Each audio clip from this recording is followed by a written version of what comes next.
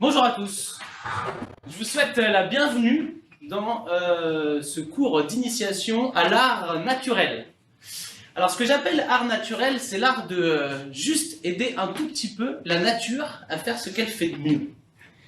Alors en général, tout commence avec une graine, d'accord? On prend une graine et il va vous falloir un peu de temps pour trouver le bon terreau, la bonne terre, celle qu'il faut pour votre graine.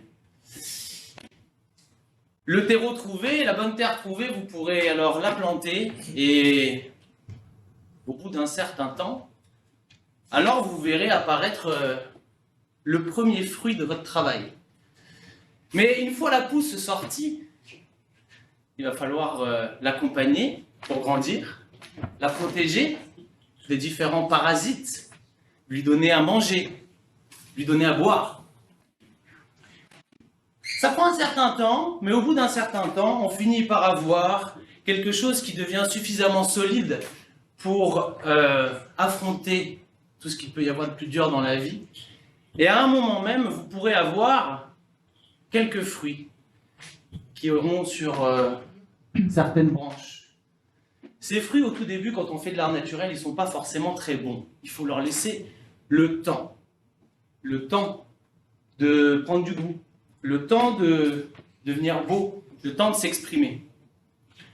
Bon, alors en fait, dans l'art naturel, je ne sais pas si vous vous avez rendu compte, mais ce que je viens d'expliquer concernant les plantes, la nature, ça s'applique aussi un peu à l'homme.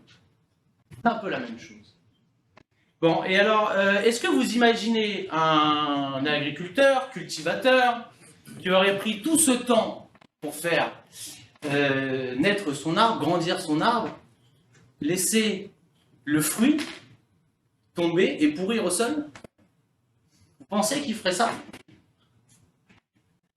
Alors, je voudrais vous parler de quelqu'un qui s'appelle Roland Gittard.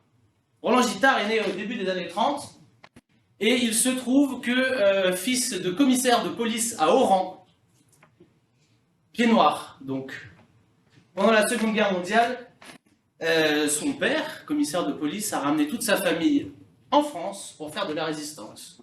Roland Gittard s'est retrouvé résistant malgré lui à l'âge de 9 ans.